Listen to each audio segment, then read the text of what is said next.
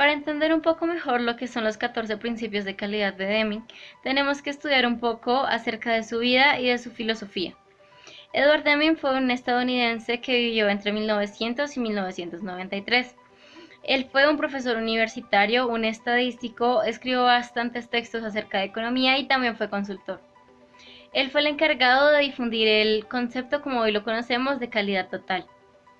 Cuando empezó la Segunda Guerra Mundial, él había diseñado un sistema estadístico para controlar la calidad de elementos y pretendió enseñárselo a técnicos e ingenieros estadounidenses para mejorar la calidad de los materiales de guerra que estaban utilizando en ese momento. Sin embargo, el gobierno estadounidense rechazó e ignoró su idea. Cuando la guerra acabó, en 1950, 5 años después, en Japón se enteraron de el sistema que estaba utilizando Deming para controlar la calidad, así que lo llamaron. Él fue. Y la economía y la industria japonesa estaban en total decadencia por la guerra. Él lo que hizo fue que les enseñó métodos de calidad, sistemas de administración, enfoques, estilos y también las relaciones que debían tener jefes con los empleados. Sorprendentemente, esto generó una recuperación socioeconómica de Japón tras la guerra de una manera sin precedentes, llegando a convertirse para ese momento en una gran potencia económica. 30 años después de esto, Estados Unidos vio que Japón tenía técnicas muy buenas y al ver que eran atribuidas a Edward Deming, lo llamaron para que también las pusiera en práctica en Estados Unidos. En 1980, ese mismo año, Deming protagonizó un programa de televisión donde dijo que si los japoneses podían, ¿por qué no los estadounidenses?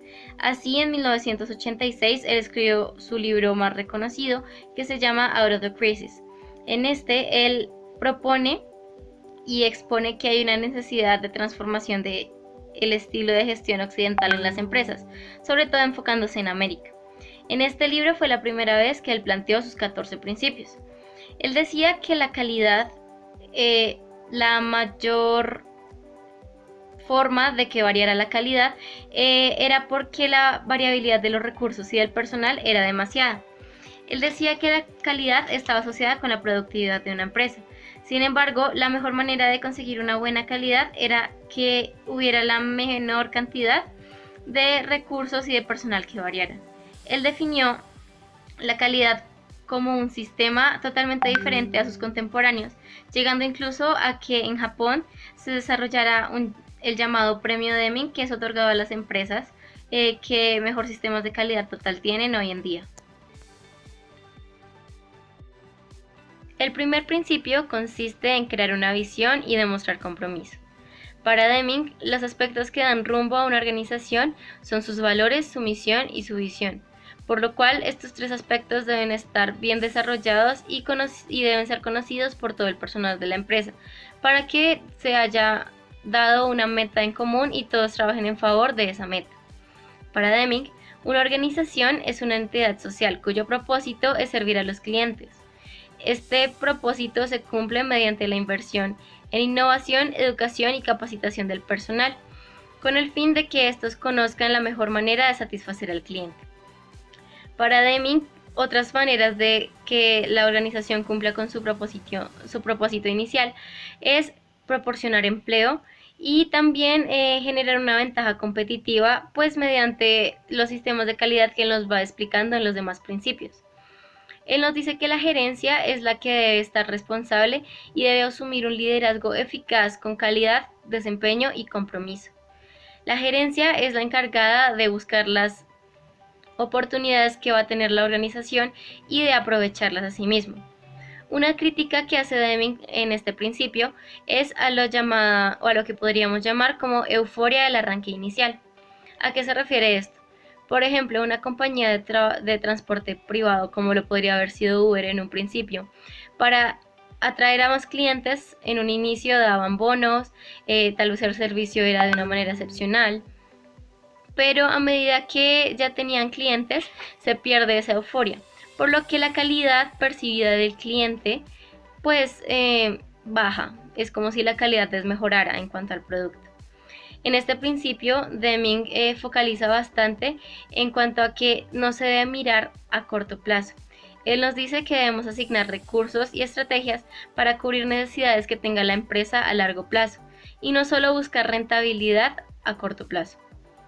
Respecto a esto, también podemos mejorar el departamento de innovación y desarrollo, que normalmente conocido como el departamento I+D. A este respecto, podríamos incluir un aspecto más, que sería el departamento de investigación, innovación y desarrollo.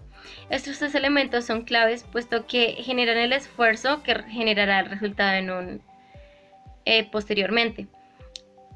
Deming utiliza mucho en todos sus principios, pero sobre todo en el término de mejora continua, porque él dice que no puede quedarse estancada una organización si ya ha planteado una misión o una visión, sino que debe crecer constantemente para que así se pueda mantener y generar mejor calidad para el cliente.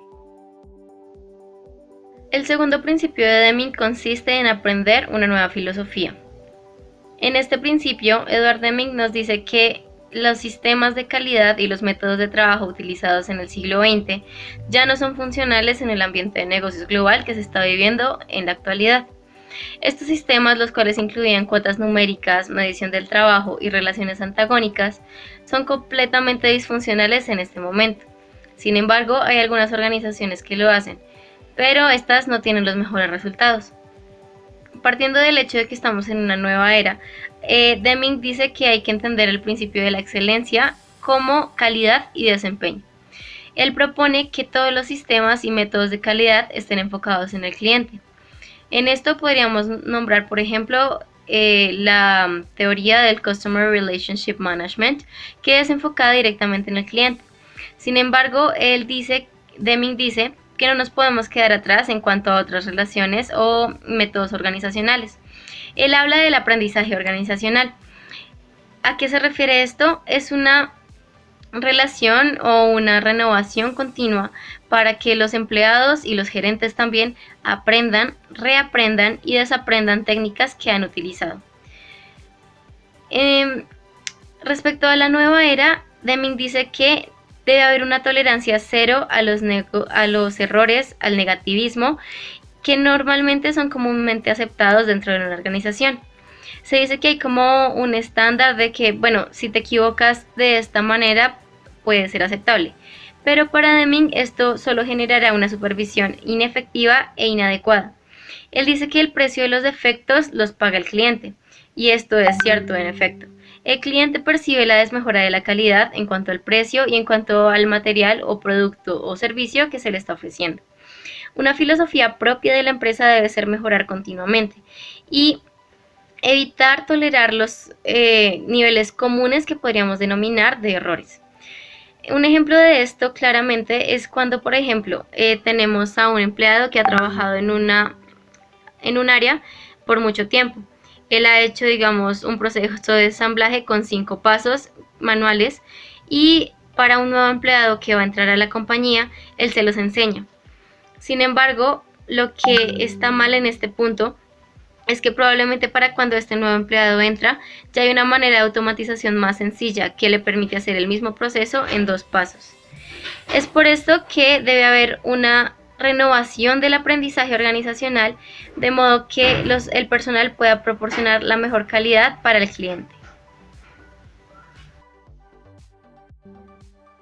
El tercer principio de Deming nos habla de entender la inspección o dejar de depender de la inspección como la única manera para garantizar la calidad, pues esto en sí no es cierto.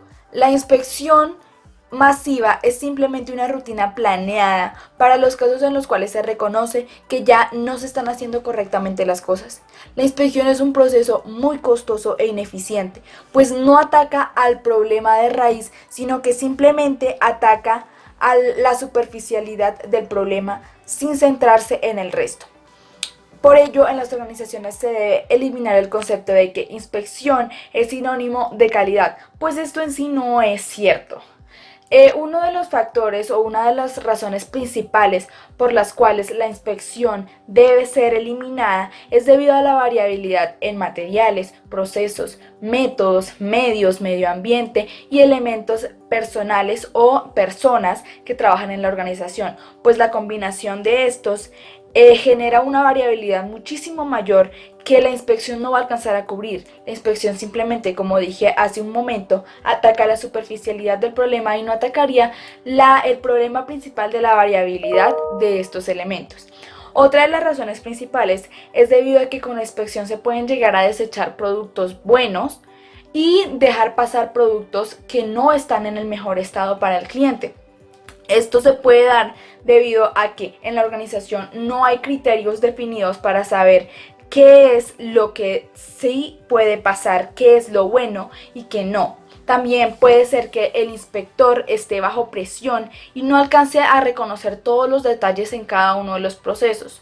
Y además, otra razón principal puede ser que los trabajadores se les pague por piezas buenas, por tanto tratarán siempre de enviar o de sacar los productos así no estén en el mejor estado. Esto genera una gran pérdida para la organización, pues genera que los clientes no se sientan satisfechos con su producto. Por tanto, en lugar de que solamente un departamento esté pues capacitado para inspeccionar toda la organización, debe ser o debe enfocarse en que cada uno de los departamentos trate de satisfacer al cliente interno, es decir, que sea el proveedor de otro departamento. Por tanto, tratará siempre de mejorar la calidad y se enfocará en su parte del proceso y tratará de hacerla la mejor posible para poder satisfacer al cliente interno. Por ello, cada uno de los trabajadores tratará de controlar y vigilar su proceso para no enviar un producto de mala calidad al otro cliente interno. Por ello, en este principio, Deming nos dice que lo que se debe realizar en lugar de la inspección masiva debe ser un trabajo en equipo con el fin de corregir las causas que generan mala calidad y así diseñar medidas para corregir estas causas. El cuarto principio de Deming nos habla de no basarnos simplemente en el precio y eliminar la política de reducción de precios o costos constantemente, la cual busca que los proveedores ofrezcan desde un inicio un costo muy bajo sin importarles el costo final del producto ni tampoco la calidad de vida del producto, lo cual debería ser pues lo más importante en cuanto a la decisión de a quién comprar y qué comprar el producto, pues basarse simplemente en el precio no es una buena forma para la mejora continua o es un gran obstáculo para la mejora continua, pues no garantiza un buen negocio a lo largo del tiempo. Por tanto, el departamento de compras debe basarse principalmente en la calidad del producto que el proveedor le esté ofreciendo, pues esto es lo único que garantiza la satisfacción del cliente, la permanencia en el mercado y la rentabilidad en los estados financieros. Si se quiere llegar o tener un producto final con una excelente calidad, se debe buscar materiales de la mejor calidad para ofrecer al cliente y poder tenerlo satisfecho. Por tanto, comprar con calidad es adquirir lo que se requiere para elaborar un buen producto, lo que llevará a operar con el costo más bajo y a producir mayor rentabilidad para la empresa. Además de esto, bueno, el departamento de compras no será el único influido en este sistema. El departamento de ventas también tiene una gran influencia en este. El departamento de ventas, por ejemplo, en cuanto a los precios, no debe basarse tampoco solamente en eso, pues simplemente trataría de vender lo más caro posible. Por ejemplo, como pasa en un restaurante. Si uno va a un restaurante o a un café, una cafetería, uno pide solamente un café, el mesero lo va a mirar a uno mal. O si uno va a una tienda de ropa y uno simplemente va a comprar una camisa de 20,000 pesos, el mesero va a tratar siempre de vender lo más posible, lo más caro, sin importarle en sí la necesidad que yo tenga. Por tanto, si yo pido algo barato, el mesero va a responderme como con una insatisfacción, como con un desdeño y tratando de hacerme un poco menos, generando una mala atención hacia el cliente final o hacia el consumidor, sin tener en cuenta que lo más importante es tener al cliente satisfecho, ayudar a satisfacer sus necesidades específicas, sin tener en cuenta el precio de lo que va a adquirir a lo largo de su compra o de su estadía en en mi establecimiento, en mi organización, en mi empresa. Por tanto, en los tiempos actuales de tecnología, la diferencia en la competitividad debe estar centrada en lo que es la atención al cliente. Esto debe tenerse en cuenta en todas las áreas de contacto, pues se debe proporcionar un buen producto, se debe proporcionar una actitud correcta del vendedor. Además de eso, se debe comprender al cliente y buscar los procedimientos para poder amoldarse a las expectativas que el cliente tenga de mi organización. Principio 5, Deming nos habla de la mejora constante y siempre de los sistemas de producción y servicio de la organización, para lo cual se requiere una constante mejora y obviamente un compromiso y una nueva filosofía por parte de la empresa, lo cual permitirá aumentar las capacidades claves de la empresa, disminuir la mala calidad en la atención al cliente, además de eso disminuir la lentitud en los procesos y los retrocesos. Para esto con el fin de aumentar la productividad y competitividad que tenga la empresa. En la norma ISO 9000 nos habla de el principio de gestión, el cual nos dice que todas las organizaciones deben tener un enfoque de sistema, es decir, que deben ver como un todo, tanto a la organización como a los procesos y a las personas, con el fin de una mejora en su sistema de producción. Esto se hace con el fin de entender que los elementos se interrelacionan e interactúan, y además que los elementos causa-efecto no son lineales ni son obvios, sino que hay que ir descubriéndolos a medida de que se está en la organización. Por ello se debe entender y mejorar los procesos interrelacionados que hay dentro de la organización y que producen fallas. Así que no se debe uno preguntar, o no se debe el gerente de la organización preguntar por qué sale mal un solo proceso, sino debe preguntarse por qué salen mal todos los procesos en general. Pues esta es la única manera de encontrar la verdadera raíz de los problemas que se generan en la organización.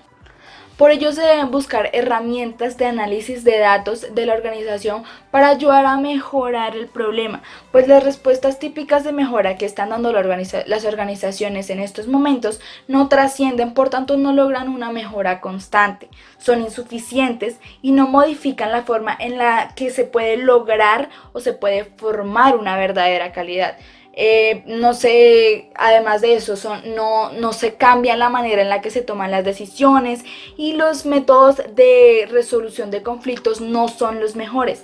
Esto la organización debe mejorarlo e implementarlo en todas sus áreas para poder resolver a fondo los problemas actuales de calidad que se presenten en la organización. Y esto se da porque no parten de un diagnóstico específico de los problemas que están sucediendo en la organización. Por ello, para mejorar los sistemas de producción se deben resolver a fondo los problemas actuales de calidad, teniendo en cuenta los análisis recolectados a lo largo de todos los procesos, de todo lo que está fallando, y así poder generar unos planes de mejora.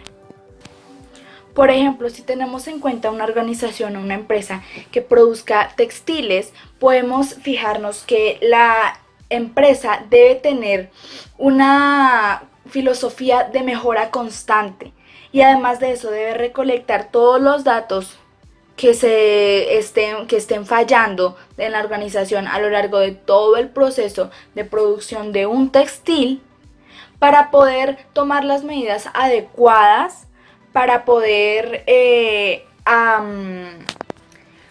para buscar mejorar la calidad del producto final ofrecido al cliente, y no simplemente mejorar un solo proceso. Por ejemplo, si se está realizando una camisa, no se debe mejorar solamente el proceso de fabricación de un bolsillo de la camisa, sino que se debe mirar cómo se está realizando toda la producción de camisas en la organización, y a partir de ahí se debe realizar la mejora de todo el proceso y no solamente de la falla en el bolsillo. Pues si hubo una falla en el bolsillo, significa que ha habido una falla en todo el resto de los procesos. Y además, Una falla lleva a fallas consecuentes, es decir, tiene un efecto dominó. Si una cosa falla, falla en el resto. Por tanto, se debe buscar la causa del problema y atacar directamente a esa causa.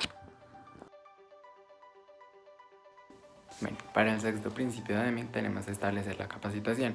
Entonces, Deming expuso que a veces para un trabajador era ineficaz o ineficiente, puesto que éste no había recibido la capacitación adecuada o simplemente no había recibido ninguna capacitación para hacer su trabajo.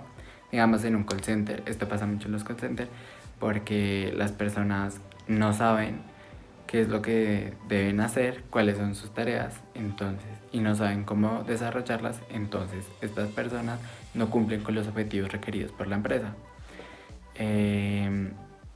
Bueno, por otro lado, Deming expone que aumentar el talento humano, es decir, aumentar los conocimientos y las capacidades de las personas, es muy importante porque esto puede ayudar a aumentar perspectivas, ideas y la innovación de una organización.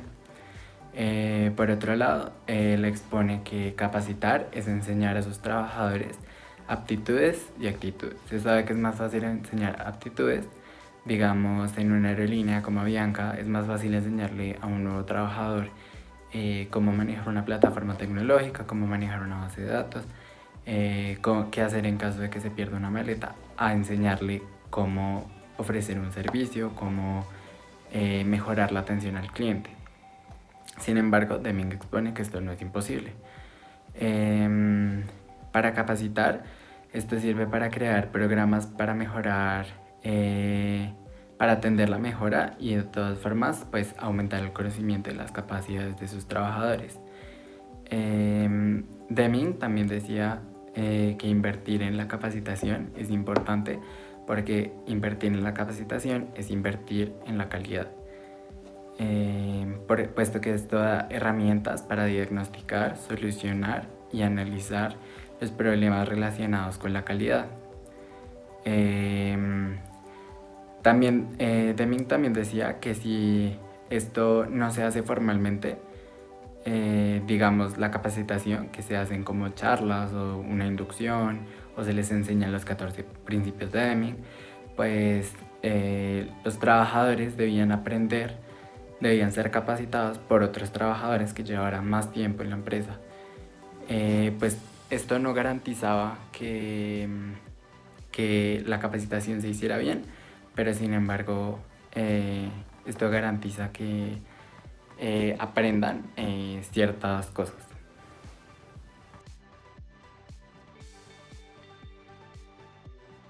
Para el séptimo punto de Deming tenemos que instituir el liderazgo. Para este, Deming hace un énfasis especial en definir que un supervisor es diferente a un líder, puesto que un supervisor solo vigila y dirige.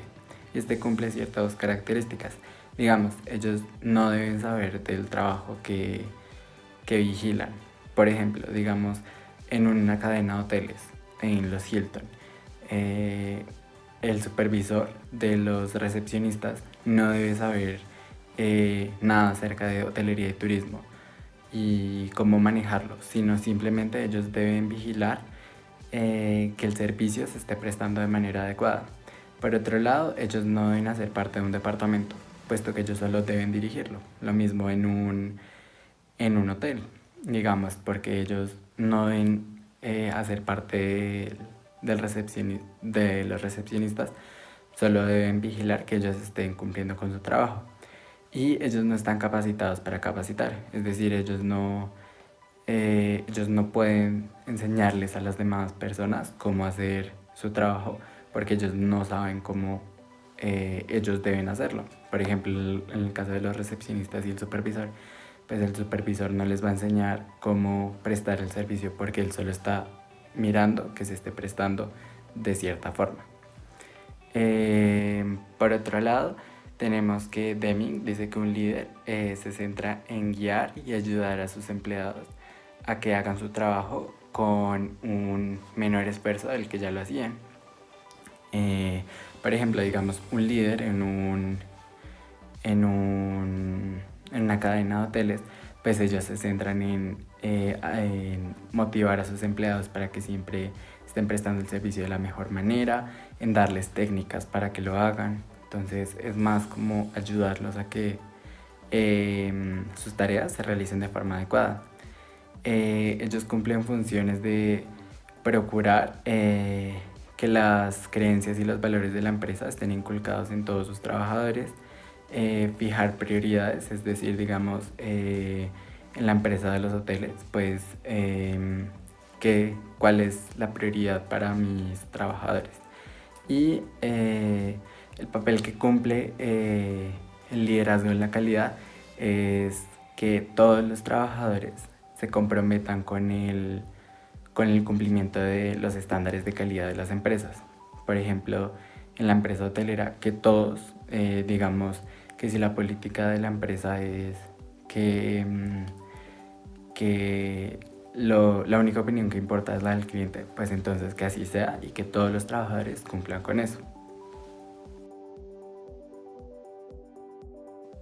Bueno, para el octavo principio de Deming tenemos que erradicar el temor. Para Deming, el temor es el miedo de los trabajadores para opinar, participar y discernir en un proceso de mejora de la calidad de la organización.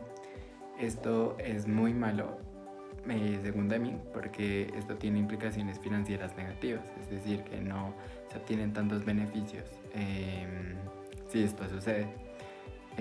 Bueno, si esto no ocurriese, los trabajadores se sentirían seguros y ayudarían a la mejora de la calidad y a la productividad en la organización. Entonces, digamos, pensemos en un hospital donde, no sé, una enfermera recibe una queja. Entonces ella, por el miedo a comunicar esa queja y de que le suceda algo malo, entonces ella no lo dice. Entonces eso está afectando al proceso de mejora de la calidad en la organización. Bueno, por otro lado, este temor es originado por una intimidación por parte de la organización, de la dirección, perdón. Entonces, digamos que si un CEO amenaza a sus trabajadores, o sea, a sus subordinados en una aerolínea, si no cumplen ciertos requisitos, entonces les dice que los van a echar o simplemente van a perder su empleo. Bueno, por otro lado, también es importante decir que este temor origina una falta de comunicación, pues como ya lo dije en el ejemplo, digamos, del hospital. Y el trabajo pues es improductivo, es decir que no se va a hacer lo mismo que si se comunican las cosas igual.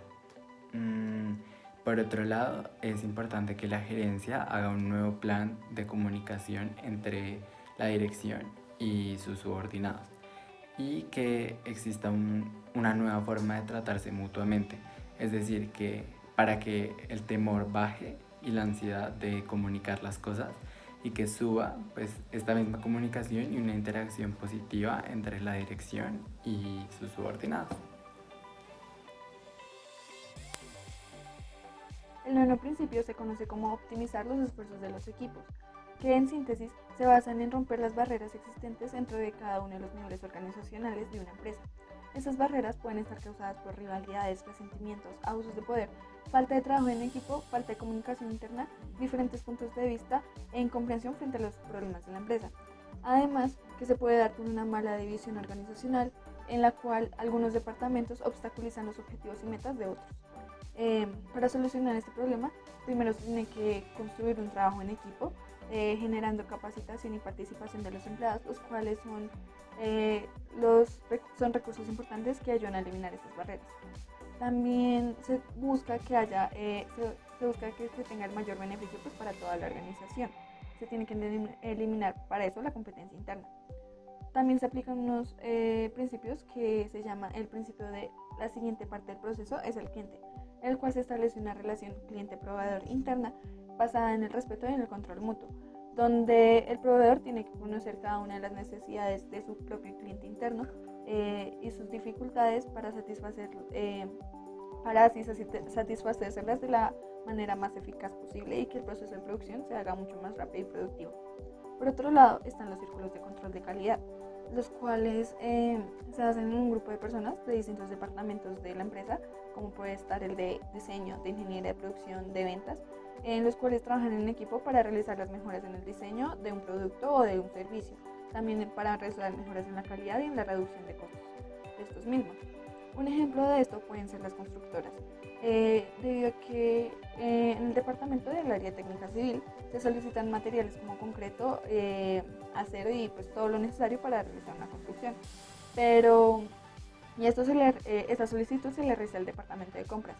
Si no se hace la entrega oportuna de esos materiales, va a ser un retraso en la producción y en la construcción de la obra, lo cual generará pérdidas económicas y faltas graves del personal administrativo y del personal obrero.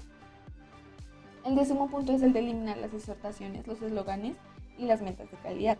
Las exhortaciones son aquellas advertencias con las cuales se persuade a la gente para que haga o deje de hacer algo.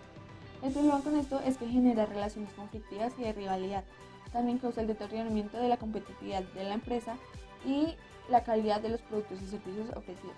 El error principal en cuanto a los carteles de eslóganes es que estos van dirigidos hacia las personas incorrectas, debido a que muchas veces el error no está en el propio trabajador, sino en el sistema diseñado por la gerencia. Algunos problemas en cuanto a esto se pueden evidenciar frente a los criterios de compra, los métodos de trabajo, de diseño, de asignación de recursos y de supervisión. Respecto a las metas de calidad numéricas, generan un problema en cuanto a los empleados, ya que estos pueden pensar que la administración no está satisfecha en cuanto a sus esfuerzos y producción. Por otro lado, el sistema de amonestaciones también puede generar frustración y resentimiento de los empleados frente a la empresa. Otro problema que se presenta con esto es que las campañas de exhortaciones y motivación muchas pueden resultar útiles, pero de forma inmediata, ya que se demuestra una mejoría en la producción y la eliminación de algunos defectos. Pero con el pasar del tiempo, esta actitud positiva deja de fluir, cesa y por lo contrario se puede generar una actitud negativa de los empleados frente a la empresa. Para dar solución a esto, sería bueno implementar como pósters en los cuales se demuestre lo que está haciendo la administración mes a mes, para que se aumente la moral de los empleados, debido a que se demuestra el compromiso que tiene la administración con la empresa. Ellos también necesitan una ruta a seguir frente a lo que tienen que hacer, frente a su calidad y su productividad, debido a que los eslóganes simplemente demuestran cuál es el objetivo que tiene la empresa, pero no les da las herramientas suficientes para cómo llegar a ese objetivo. También se les tiene, relacionado con lo anterior, se les tiene que brindar a los trabajadores orientación, capacitación y comunicación, además de brindarles las herramientas necesarias y el entorno para que aumenten su nivel de confianza y motivación, lo cual llevará simultáneamente al aumento de nivel en cuanto a la productividad de todos los empleados.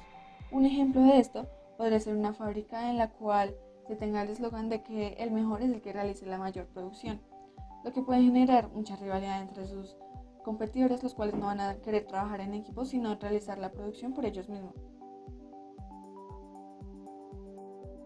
El último objetivo es eliminar las cuotas de trabajo que fijen cuotas numéricas o objetivos numéricos. Esto debido a que suelen ser muy arbitrarios. Además no se enfocan en los procesos ni en los métodos de calidad, lo cual hace que se produzca con muy baja calidad y a precios y costos más elevados, lo que no favorece para nada a la empresa. Esto se divide en dos. Por un lado están las cuotas numéricas, que es el promedio de producción que se le pide a un trabajador, lo que hace que estos se vuelvan mediocres a la hora de hacer su trabajo, debido a que solo se enfocan en producir lo solicitado y no van más allá, o incluso pueden producir pero no tienen en cuenta la calidad de lo que les está pidiendo. Un ejemplo de esto puede ser una fábrica de empaquetada, donde se les solicita a cada empleado empacar 50 bolsas diarias. Lo que puede pasar es que los que superen el umbral lo hagan con errores de calidad, lo cual disminuiría como tal la imagen de la empresa, Y por otro lado están los que puede que hagan bien el trabajo y con calidad, pero pues no les alcance para superar el umbral o el promedio. Entonces, en ese caso lo que se tiene que hacer es mejorar la supervisión y no enfocarse tanto en el proceso, sino tener autoconocimiento de lo que uno tiene que hacer bien, pues para cumplir con los objetivos de la empresa. Por otro lado está la administración por objetivos numéricos, que pues es la misma APO, la cual se tiene que ser reemplazada por una administración con liderazgo. Esto se basa en organizaciones que pueden ser estables o no, las cuales fijan objetivos de producción que se tienen que superar. En una organización estable esto es muy difícil, debido a que pues estas siempre están trabajando a su máxima capacidad. Si se les pone un objetivo para aumentar su producción, puede sobresaturar el sistema, lo que causará que se reduzca la calidad, al igual que pasa pues con las cuotas numéricas. Por otro lado, las organizaciones que no son estables, su producción no es continua. Por lo tanto, si se intenta producir algo, no se tendrá un objetivo claro y concreto con el que puedan funcionar continuamente. Un ejemplo de esto pues pueden ser las aerolíneas. Si se estipula que una aerolínea quiere ganar el 3% al año siguiente, de lo que ganó, el 3% más de lo que ganó el año anterior, esto puede variar demasiado. Si lo hace bien, la empresa pues estará agradecida con los administrativos, pero si se hace mal se disminuirá la moral. Igualmente esto hay factores que no son culpa de ellos, como por ejemplo ahorita lo estamos viendo, el coronavirus está disminuyendo la demanda de los vuelos internacionales. Entonces en lo que se debe enfocar la administración del liderazgo es saber manejar esas situaciones de riesgo y saber manejar esos procesos y no fijarse en una meta o resultados a corto plazo, porque igualmente podrían resultar en fracaso muchas veces. El principio 12 habla acerca de eliminar barreras que impidan que la gente se sienta orgullosa de lo que hace. Anteriormente, a los empleados fabriles se les trataba como una mercancía, ya que estos empleados eran operarios directamente de las fábricas. A los trabajadores se les brindaba materiales inferiores, es decir, máquinas o herramientas que eran de una tecnología más baja a lo que estaban acostumbrados a llevar, y esto les generaba una cierta insatisfacción, ya que manejaban artículos defectuosos para presiones de venta y que además tenían que rendir cuentas con un supervisor que poco sabía del trabajo. A esto hay que añadirle que si había problemas con el artículo, les echaban la culpa directamente a los trabajadores que estaban encargados de ese artículo. Lamentablemente se escucha con mucha frecuencia a personas que no están orgullosas de lo que hacen. Esto debido a un mal pago, a una mala motivación, a que simplemente en la empresa en la que están no los escuchan y no los dejan opinar, a que la empresa no les importa los problemas o necesidades que este empleado pueda tener y solamente están regidos por unas órdenes demasiado confusas. Para mejorar esto está que se necesita comprender cuáles son los factores que motivan a los empleados.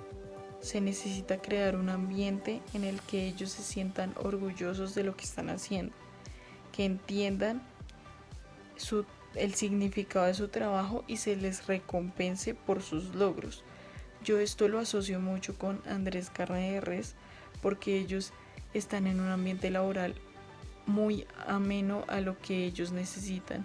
Les gusta trabajar ahí porque se sienten libres de hacer lo que ellos son y ser espontáneos con la gente, con el público.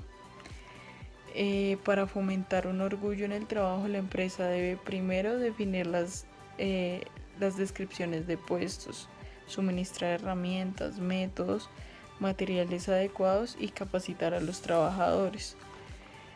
El orgullo por hacer bien el trabajo trae múltiples ventajas como productividad, entusiasmo y el interés.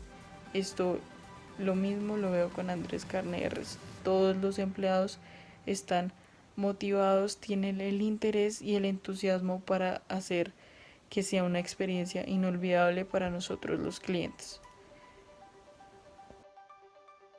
El principio 13 habla acerca de fomentar la educación y el mejoramiento personal.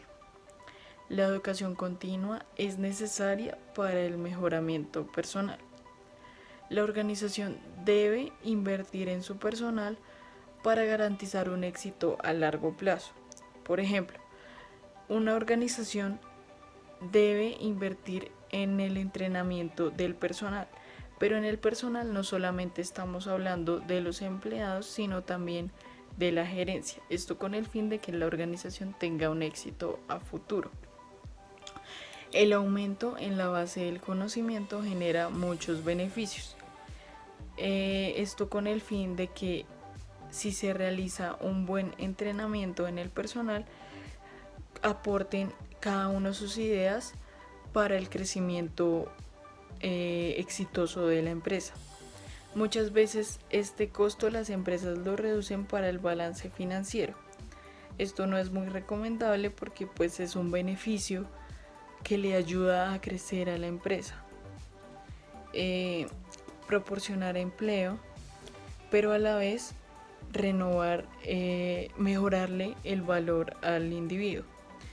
Esto quiere decir que debemos mejorarle el valor a los empleados para que se sientan cada vez motivados y orgullosos de lo que están haciendo. Esto es un método motivacional. Con respecto al punto anterior, está que la riqueza y la prosperidad de una organización están ligadas al conocimiento y habilidades de sus empleados. Entonces, cada cosa mínima que los empleados aporten a la organización sirve para el crecimiento de esta. Sería deseable que las empresas llevaran a cabo lecturas relacionadas con el acontecer cotidiano. Esto con el fin de generar un ambiente de reflexión para la creatividad y para la innovación.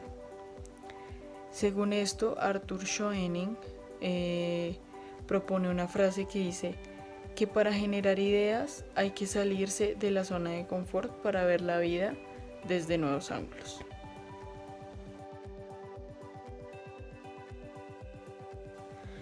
El principio 14 trata de emprender acciones. Gracias a la filosofía de Deming, diversas empresas han utilizado este método para el control de la calidad. Cualquier cambio cultural en la organización incluye a todos. Esto quiere decir que hacen parte del cambio todo el personal. El personal me refiero a los empleados y a la alta gerencia. Todos hacen parte de ese cambio organizacional. Pero hay muchas empresas a las que se les dificulta este cambio, ya que utilizan métodos administrativos tradicionales que están arraigados a la organización. Según Deming, estos métodos administrativos tradicionales se deben eliminar. La mejora de procesos es una tarea continua. No es algo que se realice en un año, en una semana o en un mes, sino que se tiene que ir realizando permanentemente. Está el caso de los parques Disney, que se la pasan haciendo mejoras y mejoras a sus atracciones para la satisfacción de sus clientes, y es algo que se realiza continuamente. Critican la filosofía de Deming, ya que carece de instructivos, y él mismo dice no hay pudines instantáneos, porque es algo que se tiene que investigar y se tiene que buscar el método que uno está buscando para una mejora en la organización. Su filosofía provee un marco consistente para manejar la organización como un cuerpo integrado. Una fuerza impulsora es igual a la calidad. La gerencia debe tener cierto compromiso con la calidad, debe estar completamente comprometida a entregar una buena calidad a sus clientes. En este principio también se habla de la filosofía del ciclo PHBA, que es planear, hacer, verificar y actuar. Esta filosofía también es llamada como ciclo de Deming.